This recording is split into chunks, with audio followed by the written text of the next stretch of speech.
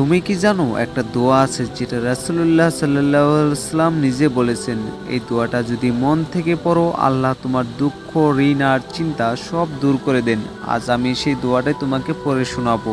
একজন সাহাবী নবীজির কাছে এসে বললেন, হে আল্লাহর রাসূল, আমি ঋণে ডুবে গেছি, চিন্তা আর কষ্টে আমার মন অনেক ভারী হয়ে গেছে। তখন নবীজি তাকে বললেন, তুমি প্রতিদিন সকালে আর বিকেলে এই দোয়াটা পড়ো, আল্লাহ তোমার দুঃখ ও ঋণ থেকে মুক্তি দিবেন।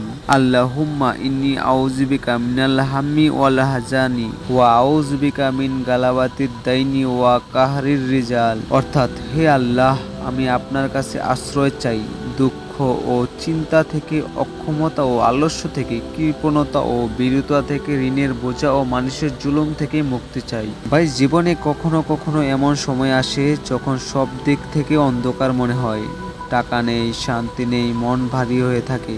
ঠিক সেই সময় এই দোয়াটা মন থেকে পড়ো, আল্লাহ তাআলা নিজেই তোমার পথ খুলে দিবেন এবং ঋণ মিটিয়ে দিবেন, মনের সব কষ্ট দূর করে দিবেন। তাই আজ থেকেই প্রতিদিন সকাল বিকেলে এই দোয়াটা পড়ো আর বিশ্বাস রাখো, আল্লাহর রহমত কখনো দেরি করে না। ভাই, যদি ভিডিওটা ভালো লাগে তাহলে একবার শেয়ার করো, যেন অন্য কারো চিন্তা আর দুঃখ দূর হয়ে যায় ইনশাআল্লাহ।